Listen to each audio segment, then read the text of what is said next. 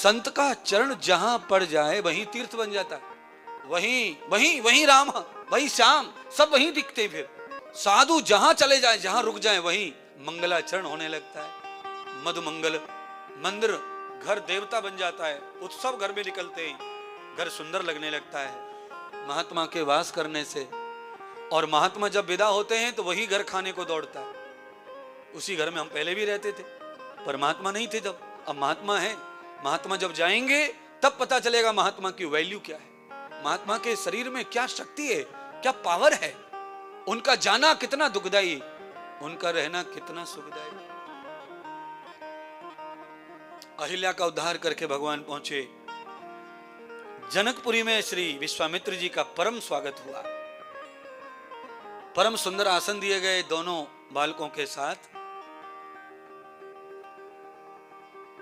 राम जी को आश्रम दिया गया, विश्वामित्र जी को भी। रात को थके से सो गए, सुबह 4 बजे विश्वामित्र जी को स्नान कराना है, तो लक्ष्मण पहले जगे। कितने बजे? 3 बजे। लक्ष्मण जी ने स्नान किया, भगवान श्री राम जी को नहलाया। दोनों भाइयों ने स्नान कर लिया। सेवा क्या होती है वो सुन लो। सेवा ये होती है कि लक्ष्मण सेवक बन के हैं, इसीलिए उन्होंने पहले राम जी को नहलाने के लिए खुद को नहलाया और राम जी से पहले उठे। 4 बजे ब्रह्म मुहूर्त में ब्रह्म जी उठ गए तो उनको स्नान। फिर दोनों भ्राताओं ने मिलकर गुरुदेव की सेवा, गुरुदेव को नहलाया। तब गुरुदेव ने कहा, पुत्र जाओ पूजा के लिए पुष्प तोड़कर ले आओ, बगीचा है बगल में। तो राम बगीचे में पहुंचे। वहां तो पहले से ही जगत नंदिनी ध्यान कर रही थी सखियों के साथ। तो वही मिलन हुआ राम और सीता का। उस बगीचे में किसी भी पुरुष को जाना वर्जित ही था, पर राम लक्ष्मण गए तो थोड़ा सा सखियों ने क्रोध भी किया, पर राम जी को देखकर सब कुछ नॉर्मल हो गया। सीता जी ने कहा कि ये दोनों के दोनों हमारे घर आए, हमने देखा था कल। तो सीता ने कहा, ये हमारे घर आए हैं तो कल हमारा स्वयंवर है, इसीलिए सीता ध्यान कर रही है, भजन कर रही है कि अच्छा पति मिलना चाहिए। और आजकल क्या कर रहे हैं, अच्छा पति करने के लिए कॉलेज कर रहे हैं सब। अच्छा पति कॉलेज में मिलेगा? बोलो, अच्छा पति रोड पे मिलता है? पति तपावन सीता। जो अच्छे पति हैं सबके, उनका ध्यान करो, वही भेजेंगे पति अच्छा। अपने मन से पति, अपने मन से पति बना लिया, माता पिता को भी नहीं पता पति कहां है इनका। अपने मन से पति बना लिया, माता पिता को भी नहीं पूछ रहा कोई। अरे मम्मी को पूछ लो, मम्मी ने भी पति बनाया था, अनुभव मम्मी को ज्यादा है, थोड़ी मम्मी की सलाह लो बेटी। पापा को पूछ लो, पापा पत्नी के साथ में रह रहा है इतने सालों से, वो बताएगा कि लुगाई कैसी हो, बहू कैसी हो। अनुभव की जरूरत ही नहीं है, क्योंकि किसी को पति पत्नी बनना कहां है। सबको क्या बनना है वो मैं नहीं कह सकता, बस खिलौना बनना है, खेलने के लिए शादी कर रहे हैं, बस हो गया काम खत्म। वही पत्नी वही पति, कोई अस्तित्व नहीं जीवन का। पर ये राम कथा है, यहां अस्तित्व का पति पत्नी बनना है। कैसे चल रही है देखो कथा। सीता जी बोली नहीं, चाली नहीं, दूर से देख लिया राम को तो क्रोध शांत, लक्ष्मण को देखा तो भड़क गई थी सब सखियां। ये आए कैसे, बोर्ड नहीं देखा क्या है? नो एंट्री का लेडीज डिपार्टमेंट के लिए लिखा हुआ है, जेंट्स नो अलाउड। ये कैसे घुसे? पर लक्ष्मण को देख के क्यों भड़क गई? क्योंकि वो भी भड़का हुआ था, वो भी कोई कम नहीं थे।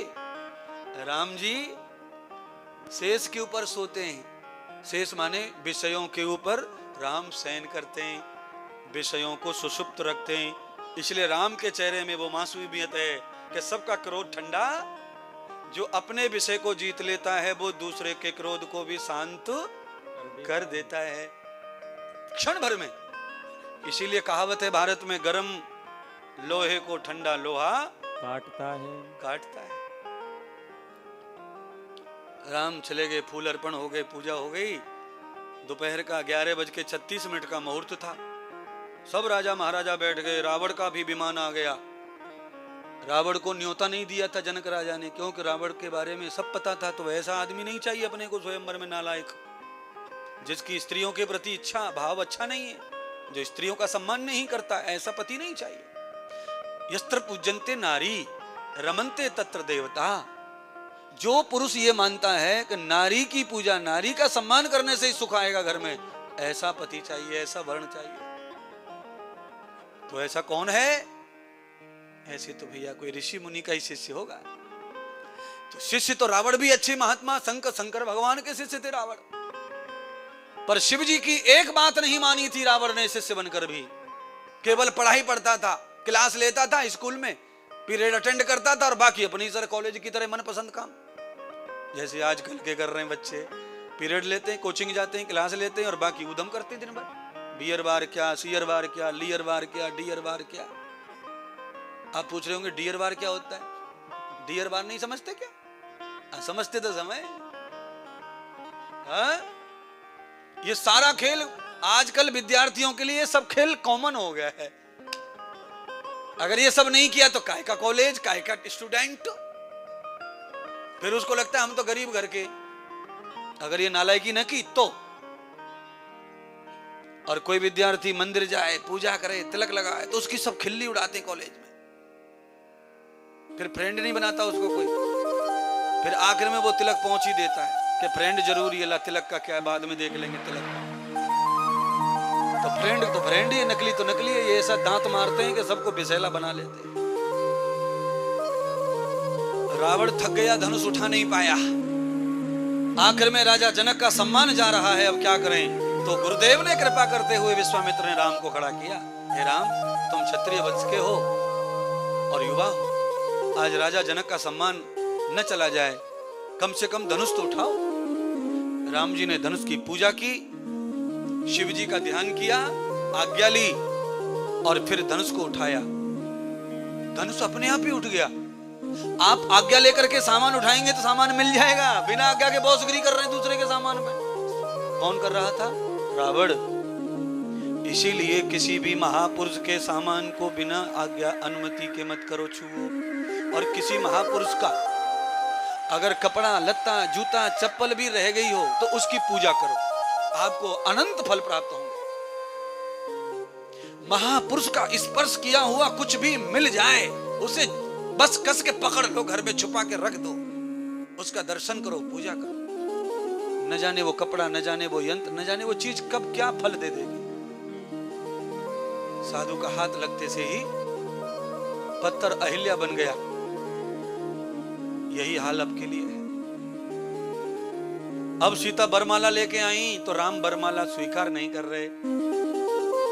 क्यों? क्योंकि राम ने गुरुदेव से कहा, गुरुदेव आपकी आज्ञा से मैंने धनुष को उठाया, सीता स्वयंवर को जिता दिया। सीता स्वयंवर, सीता का सम्मान बढ़ गया, काम हो गया, और जनक राजा का भी सभा सम्मान हो गया। अब विवाह नहीं करूंगा मैं। क्यों? मात्राम पित्राम तदम कुलम देवाम। जब तक मेरे माता पिता और कुल देवता नहीं आते, उनकी आज्ञा के बगैर विवाह करना वर्जित है हमारे कुल में। आए आए आए आए। तो क्या करा जाए? सब शोक आ गया। सीता रोने लगी, अब क्या होगा? मैंने तो ये वर पसंद किया था, अब क्या होगा, कैसे होगा? तो पत्र लिखा। उस पत्र में अयोध्या पहुंची पीली चिट्ठी आती शादी से पहले भारत में, हल्दी लगाकर शुभ मुहूर्त की, और लिख करके भेज दिया गण गुण सब मिलाकर। राजा दशरथ के महल में चिट्ठी पहुंची। राजा दशरथ के मंत्री सुमंत ने चिट्ठी पढ़ी, और जैसे ही चिट्ठी को पढ़ा नगाड़े बजने लगे, डमडमियां बजने लगी, फूल बरसने लगे। राजा दशरथ खुशी के मारे दौड़ पड़े महलों की तरफ। कौशल्या को सुनाया सबसे पहले, कौशल्या हम धन्य हो गए। क्या हो गया, क्या हो गया बताओ ना। तो कहा हमारे घर लक्ष्मी आने वाली है, राजा जनक की पुत्री हमारे घर ब्याह करके आएगी। विश्वामित्र गुरुदेव की कृपा से ऐसी बहू मिली है। ये फायदा है संत की सेवा करने का, गुरु की सेवा करने का है। आप अपने मन से कर ले, कौन सा रूप धारण कर लेगी किसी दिन पता नहीं है। तकिया लगा करके मामला गड़बड़ करने में ज्यादा देर नहीं है। इसीलिए साधु महात्मा आचार्य पंडितों को थोड़ा पूछ के करो सब जो करना है। ये पंडित बेचारे पढ़ते लिखते हैं, इनको पूछ के, इसलिए तो भारत में ब्याह करते हैं सब। पंडित जी बताओ, पंडित जी कम पड़ जाए तो साधु संत महात्मा, भजन ध्यान वाले, त्रिकालदर्शी, उनसे ये हो रहा है जैसे। ओहो कमाल हो गया महाराज।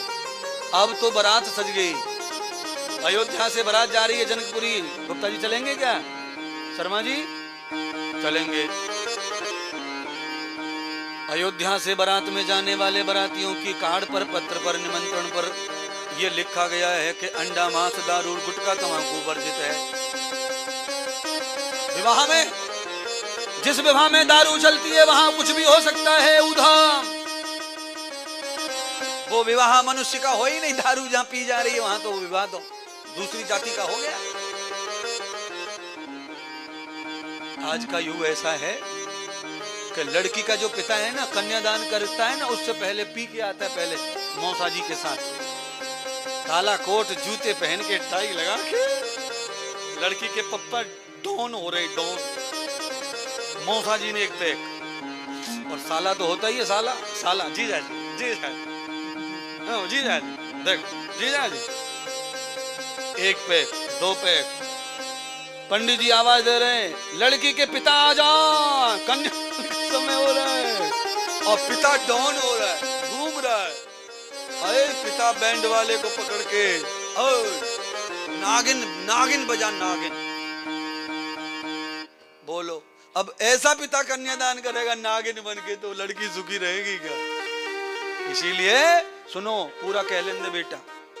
भारत की संस्कृति सब लोग जानते हैं, थोड़ी बहुत जो अभी अभी आए वो पूरी जानते हैं। भारत में कन्यादान करने से पहले माता पिता व्रत करते हैं, उपवास करते हैं, भूखे रहते हैं, पाप खत्म हो जाए, पाप खत्म हो जाए। धन्य रे कलियुग, धन्य रे न्यूजीलैंड है। लड़की वाला ही नहीं लगता, वो लड़के वाला टाइप है। बारात जा रही है पंडित जी। भारत में एक कहावत है, हरियाणा में कहावत, जब कोई लोग आते हैं, 5-7 लोग मिलके आते हैं, तो एक आदमी कहता है बिना दूल्हे की बारात जा रही है, देखो ये इनमें कोई ठाकुर नहीं, कोई मालिक नहीं, सब वैसे। तो ये बारात बिना दूल्हे की कहावत कहाँ से आई है? त्रेता युग से आई है, राम जी की बारात से ही आई है। ये पहली बारात ऐसी है इसमें दूल्हा नहीं है। चलो फिर बारात में पैर वैर सही कर ले, घोड़े पे जाना, रथ में जाना है। बैंड बाजे भी बहुत बढ़िया है, भारतीय बैंड है, नाचते कूदते चलो तो बढ़िया है, जल्दी पहुंच जाएंगे, नहीं तो बहुत देर लगे पहुंचने में है। ओ राजा राम जी की अजब बारात अवध से मिथिला चली, राजा राम जी की अजब बारात अवध से मिथिला चली।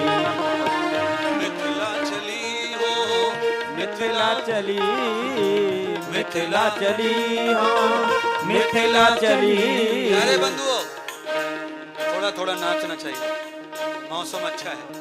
पीछे आगे सब भगवान के इस उत्सव में नाचने से क्या होता है? भगवान कृपा करते हैं, ऊपर से शरीर अच्छा करते हैं, स्वास्थ्य अच्छा करते हैं, बीमारियों से मुक्ति।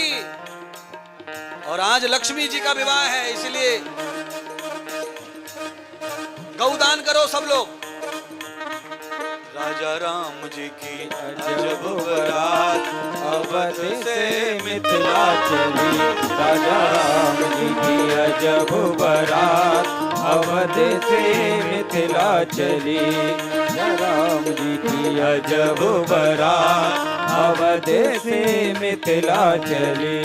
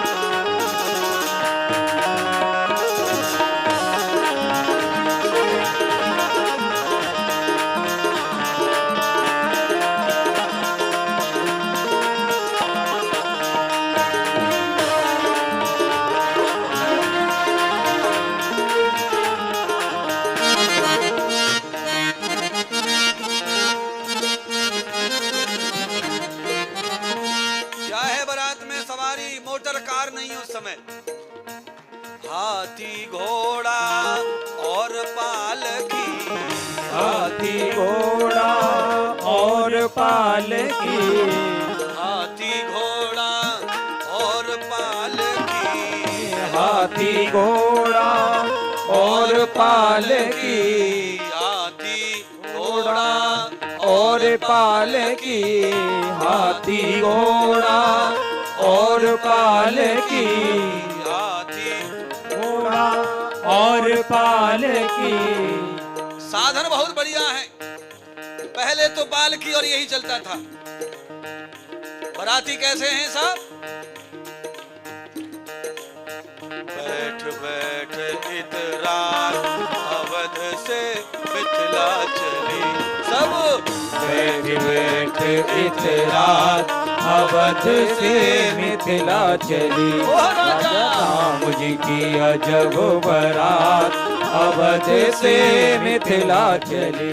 राजा राम जी की अजब बारात अवध से मिथिला चली।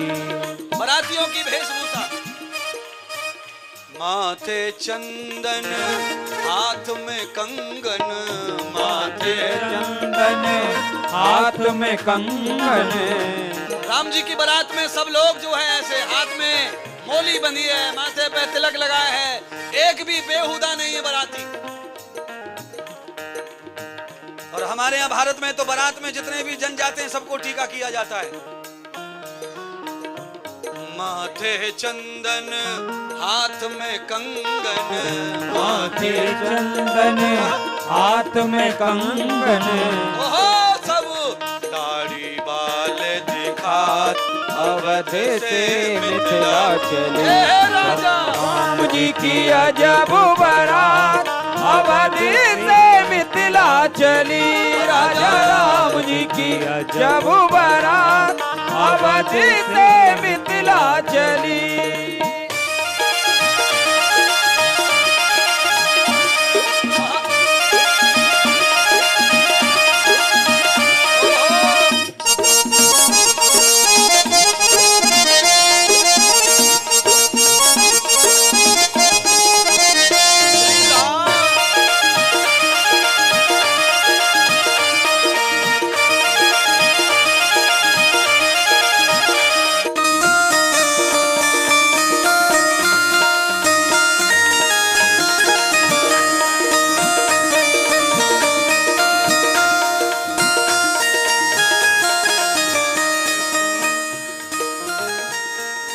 सारे बारात में एक जैसे बराती, जवान जवान, अद्भुत बारात। लोग तमाशा देख रहे, बारात को देख रहे थे।